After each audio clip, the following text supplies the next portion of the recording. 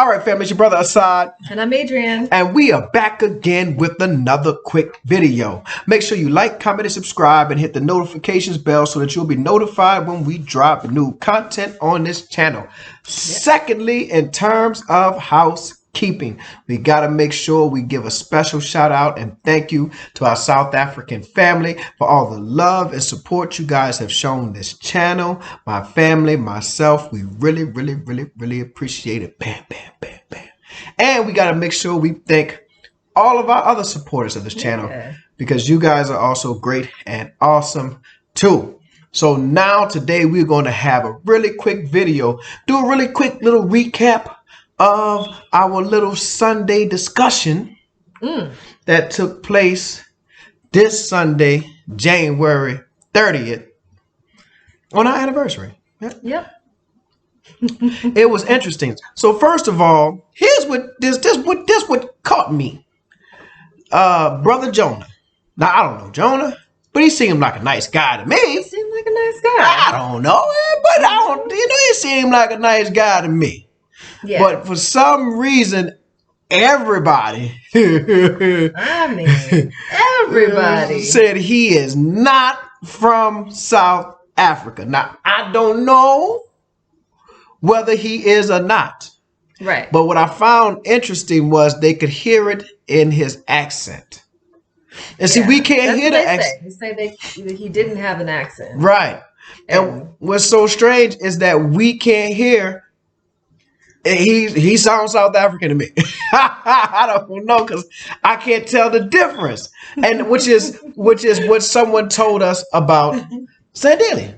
Yeah. Sandili told us he couldn't tell the difference between a New York accent and maybe a Southern accent, right? So I guess it's like that. Like if I hear a New Yorker, I know that person is from New York. You do. Or from New Jersey or Philly or wherever. Right. If I hear a person from Texas, I know that person is from Texas. And Georgia, Texas is Georgia. And those St. Louis, especially a black person from St. Louis with that her and der. We gonna go her, we're gonna go der. Yeah, they might be from Dallas too, because they kind of do that der and her, or whatever have you, instead of saying there and here. And you definitely know when a person is from New Orleans. And New Orleans and Texas are right next door to each other and have very different accents. Like I don't know if y'all could tell the difference. That's kind of my Texas accent. That's my George. That's my George Bush Texas accent. And then a real strong New Orleans accent, which I had to learn to get rid of my New Orleans accent, even though I'm sure people hear it. But New Orleanians be like, "Hold up, baby, let me holler at you, hear me?" Because look, that we love, you know what I'm saying? We some of that kind of real choppy, almost pidgin English. In ways, you know, and New Yorkers, I don't even want to. Yo, what up, kid? Yo. That's that New York. I don't know if they say kid anymore. Yo, peace, God. Yo, we in the Bronx, kid. Shout out to New York. New York is like one of my favorite cities, though. But I can't get the accent. I can't do it. But so that's how they figured Jonah was not from South Africa. Like they could hear the different. Right. And to us, it all sounds. It does. It sounds the same. Jonah had his word. If the man say he's from South Africa, well, what am I supposed to do? Am I supposed to front on? Like, no, you're not. Well, I mean, I didn't know. So he jumped on and said, I didn't take him at his word. But he did get into the comments of that video and he clarified that he is from South Africa. I think he said, and Jonah, if you're watching this, my brother, please correct me. I think he said that his parents were in exile for a little while and that he may have been nationalized. I don't know. But he did grow up in South Africa, spend a lot of time there, and that's the home he is claiming. So, you know, but I found that to be unique. The issue of the land, not to revisit everything. Right. But, you know, I thought that was, you know, as I sat back and really kind of digested and dissected the video, I got a chance to kind of hear what the sister was saying. Okay. And part of what she's saying made not that all of what she's saying made sense. But part of it about the artificial borders and stuff like that. So I think this is an ultimate goal of a unified Africa. Yeah. Right. I think that's a beautiful ultimate goal. But the here and now reality is that there are these borders, that these are these sovereign nations, and they are interested in keeping their sovereignty and protecting it. And by doing so, they're protecting the borders. And another interesting, and they have a duty to their constituency. They have exactly, a duty to their citizens, the people who voted for first and foremost. Right. In the Republic of South Africa, there are individuals who voted for these politicians and these leaders, and they have a duty to the citizens and residents of South Africa. Yes. But I also realized that, you know, even when you go, like, for instance, you know, they mentioned, like, you know, we have to pay these fees, or you got to get right. When I go to Texas, if I decide to move to Texas, I got to pay Texas something.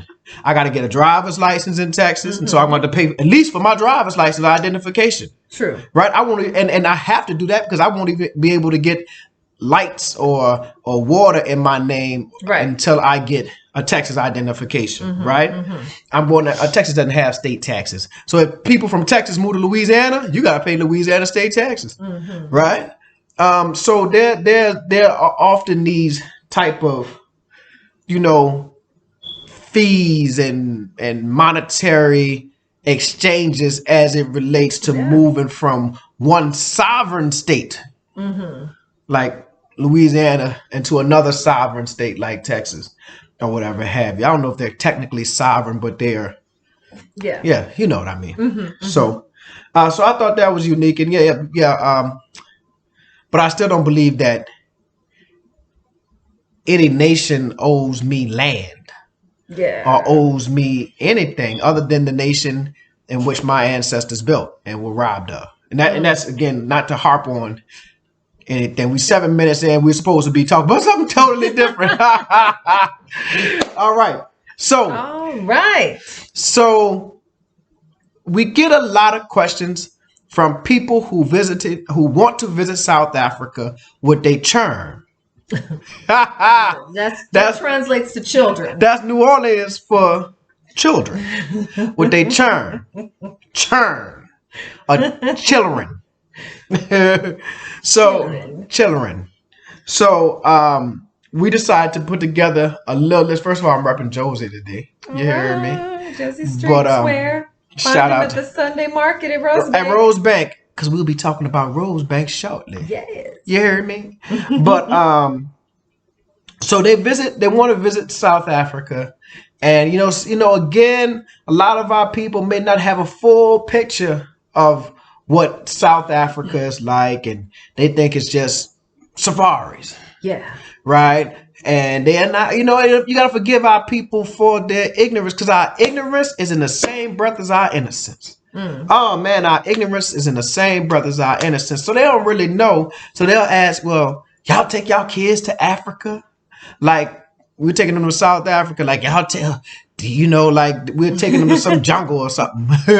you know what I'm saying? And they don't mean it in any disrespectful way. They don't know. And you can't not know. You can't know what you don't know. Yeah. You know? Yeah. So, with that being said, there's some other people who reach out to us and they're like, hey, I'm bringing my family to South Africa. What are some things I can do with my children? Right. We want to kind of make sure that we make this trip a family friendly trip. So what are some things I can do with my children? So we decided to give 5. 1, 2, 3, 4. 5 things you can do with 5. Bam, bam, bam. Yes. Bam, bam. I think that's 5. All right. So number 5. In no particular order.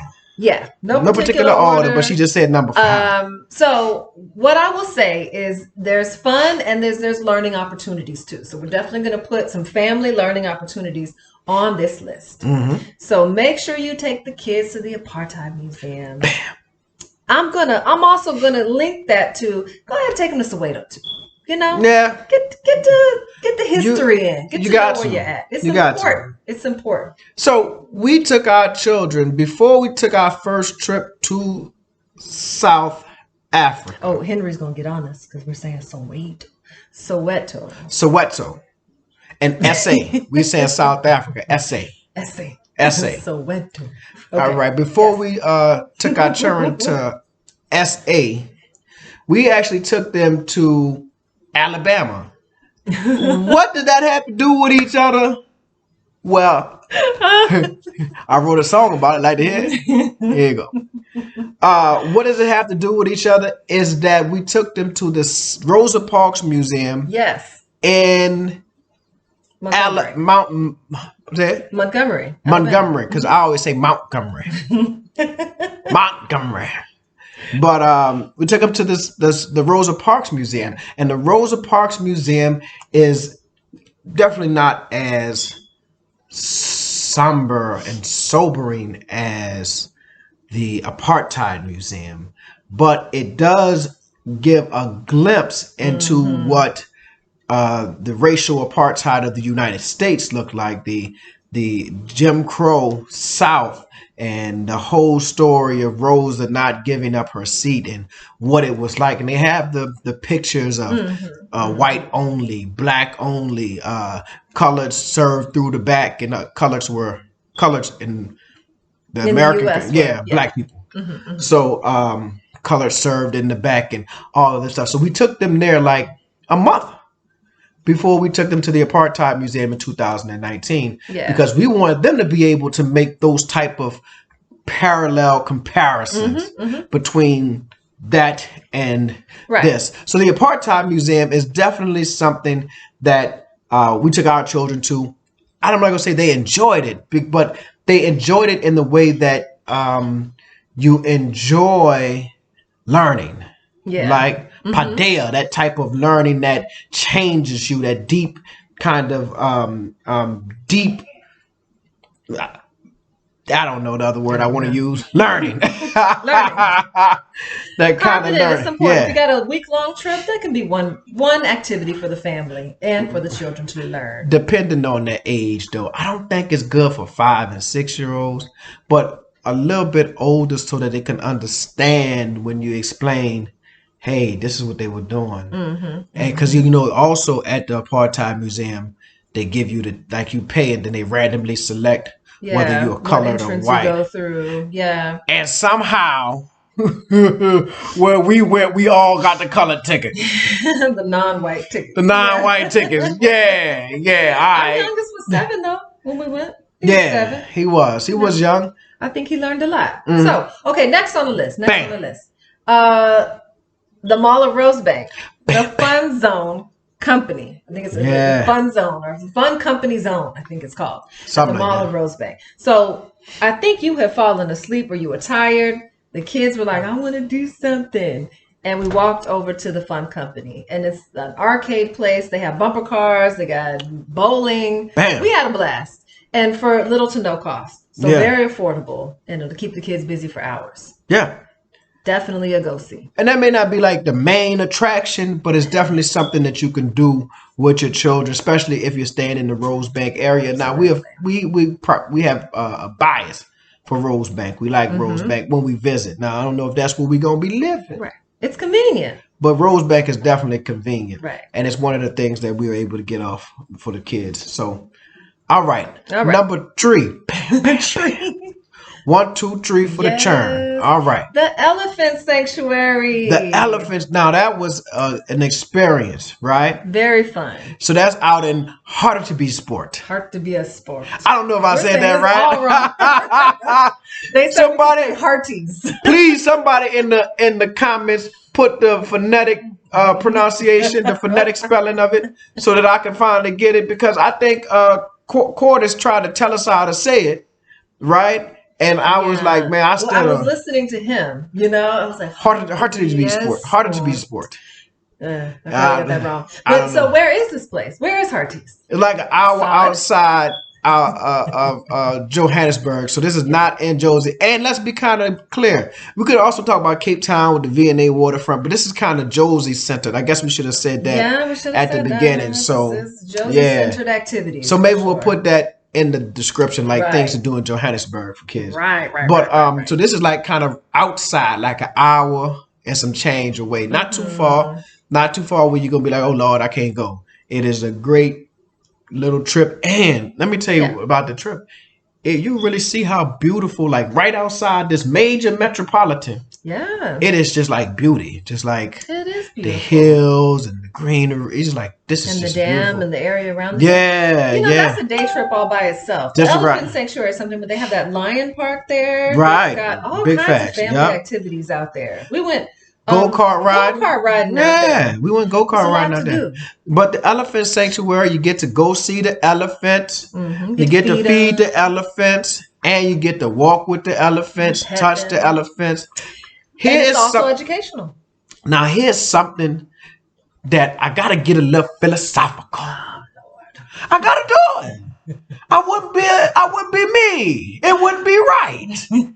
Here's what I noticed, family. And if you're watching this, for you a soldier, salute you. Now, watch this. These big old elephants. These elephants weigh thousands of pounds, right? And I observed that you go and you feed the elephant. Boom, you give him some food and he eats it. We started walking with the elephant, and the way the man would get the elephant to walk and not trample over us is to constantly feed it. So as they're walking, they're throwing the little tree barks, whatever have you. Little pellets. And as long as the elephant's appetite is being fed, he does not realize his own strength. This is deep. Listen to what I'm saying. We stood there and we were able to pet the elephant. We were able to touch the elephant's tail, touch all in the elephant ears and everything. You heard me? Throw cantaloupe in his mouth. You understand? All because he is controlled by his appetite. He is controlled by his appetite. Now, what is Brother Asad talking about? Well, how often do we allow our appetite for maybe money to control our behavior and to keep us acting a certain way and not recognizing our power? Because that elephant at any moment had the power to crush us and go on about his business and get out of this sanctuary, right? Get out of this confinement that he's in, but his appetites control him. How many times do we allow our appetite for money, our appetite for relationships, our appetite for prestige, right? To control us, right? To the point where we don't realize our own power and agency and significance and magnificence. Magnificence. Y'all go on and take that now. Y'all study on that. Y'all married with that. Okay. Back to children's activities. So this is a little bit of an obvious one, but I don't know if everyone knows. You know? What's it? If you've never been there before.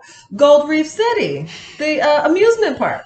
Oh, yeah. You can't go wrong with an amusement park. You got rides and food and games, and it's a great time for the family. I don't like no rides. I know, but the children do. This is about what to do with the children. When you're in Joburg. True, but all your chains be falling out your power. Like even on the water ride. Now, I don't like water rides at an amusement park because I got to walk around these clothes all day. Right. So after the water splashes on me, I've got these wet, soggy clothes. Or if I didn't get all wet, I sat in the puddle on the seat. And got wet pants. It's something that I want to say, but I got to keep it to myself about how certain groups of people smell. Those who know, they laughing right now. But I ain't going to do it. I'm not going to do it. No, I'm not going to say it. Don't do it. All right. Okay. And finally, one of our fondest memories. Acro Branch. Acro Branch Treetop Adventures. Man, we loved Acro Branch. Loved it. It brought it brought your courageousness out. Yes, it tests you. It does. It tests you. It does. And we did a course that was a little higher than I think I realized. Because it don't look that high when you look up. I can't remember what color. But it was one of the highest ones. Yeah. It don't really look that high when you look up. Like, that ain't nothing. And you get up there and you be like, Lord, have mercy.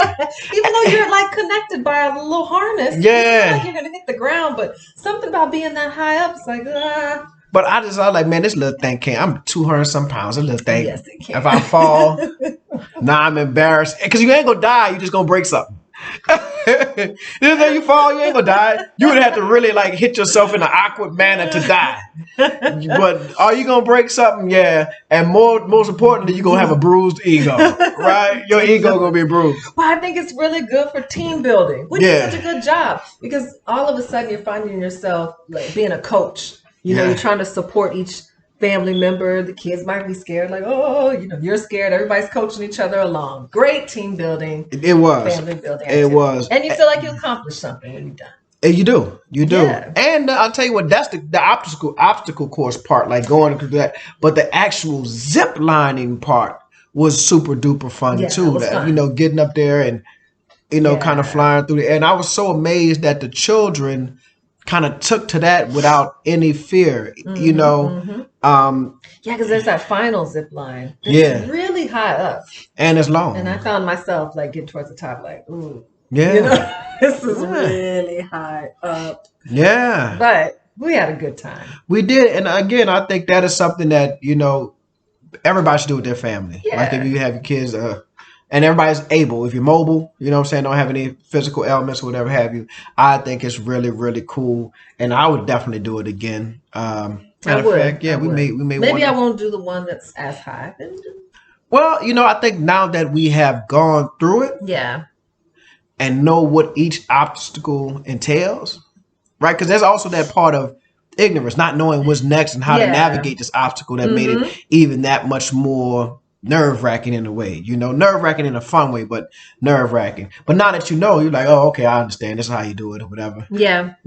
So definitely. So those are our 5 things. Bam, bam. 5 quick things you can enjoy with the kids when you're in Josie. Now, I'm sure the people who live there right now have even more suggestions. Definitely. And since this is really a video made for the people who ask us questions about their children, please, I say please, leave in the comments some suggestions for things to do for children of all ages. Yeah.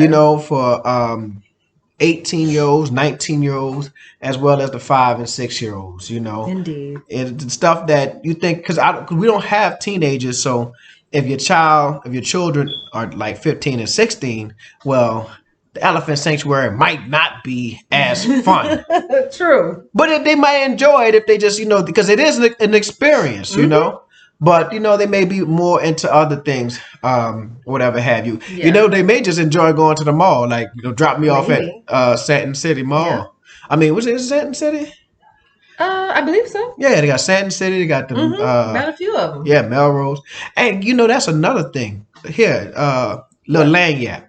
Y'all know Lanyap? Lanyap is mean a little extra. Little extra. The malls.